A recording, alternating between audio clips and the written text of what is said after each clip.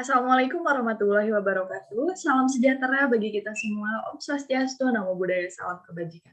Sebelumnya terima kasih kepada teman-teman mahasiswa yang kini sudah bergabung pada Zoom meeting kita pagi ini. Saya Lia Aprilia di sini ingin mempresentasikan mengenai haruskah pembelajaran tatap muka disegerakan. Tak terasa teman-teman, sudah hampir 2 tahun virus COVID merebak di Indonesia dan ini telah ditetapkan sebagai pandemi di seluruh dunia. Hari ini jelas merubah tatanan kehidupan manusia tak terkecuali pada bidang pendidikan. Di Indonesia sendiri, pemerintah dan Kementerian Pendidikan, Kebudayaan, Riset, dan Teknologi akhirnya banting setir untuk melakukan bagaimana cara agar pendidikan tidak mati di tengah pandemi. Sehingga akhirnya lahirlah sistem baru yakni pembelajaran jarak jauh. Pembelajaran jarak jauh ini dilakukan di rumah melalui jaringan internet. Dan setelah berlangsung lama pembelakuan jarak jauh ini, sehingga akhirnya menimbulkan banyak kritik dan evaluasi dari lapisan masyarakat.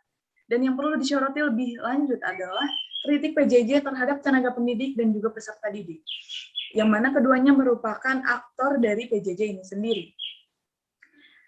Potret tenaga pendidik pada PJJ dipaksa untuk lebih kreatif dan inovatif memberikan pembelajaran terhadap peserta didik, yang mana hal ini merupakan bukan sesuatu hal yang mudah karena mengajar hanya di depan layar. Dan untuk peserta didik sendiri sulit beradaptasi karena transisi dari pembelajaran tatap muka menjadi online atau PJJ. Nah, lalu bagaimana sih tanggapan teman-teman sendiri setelah melakukan PJJ ini? Adakah yang ingin menjawab dari teman-teman mahasiswa? Silakan. Cukup komplikat sih, Kak. Banyak kendala dari materi yang sulit ditangkap, terkadang jaringan internet yang nggak stabil, dan yang paling penting adalah ya nggak dapat uang jajan gitu. Aduh. Terima kasih, Kak, itu saja sih. Ya baik, terima kasih kepada Mas Asep. Itu yang biasanya terjadi di antara peserta didik ya Mas ya. Ya lah, baik. Jadi setelah banyaknya evaluasi di antara PJJ ini, ternyata PJJ kurang efektif karena menimbulkan banyaknya kesenjangan sosial dan ekonomi. Sehingga akhirnya Kementerian Pendidikan dan Kebudayaan, Riset, dan Teknologi bersama dengan Menteri Agama, Menteri Kesehatan, dan Menteri Dalam Negeri Republik Indonesia mengeluarkan surat edaran mengenai pembelajaran tatap muka terbatas. Hal ini juga perlu dipertimbangkan dengan matang karena akan menimbulkan banyak kendala dan juga ancaman. Kendala yang harus dihadapi ketika PTM ini adalah yang pertama sulitnya izin dari orang tua, yang mana masih banyak orang tua yang beranggapan bahwa kondisi di luar masih belum kondusif. Yang kedua, vaksinasi belum merata. Seperti yang kita tahu bahwasannya vaksin ini merupakan salah satu cara untuk memutus rantai penyebaran COVID-19. Dan yang ketiga, belum tersedianya fasilitas kesehatan lengkap di instansi pendidikan. Bukan hanya kendala yang harus kita pikirkan, ada juga ancaman apabila tidak dilakukan PTM terbatas. Yang pertama adalah keselamatan dan kesehatan lahir batin, karena kurangnya interaksi antara tenaga pendidik dan peserta didik, atau bahkan peserta didik dengan peserta didik, sehingga juga dapat menimbulkan dampak negatif pada psikologi anak. Dan yang paling parah adalah learning loss atau kehilangan minat belajar.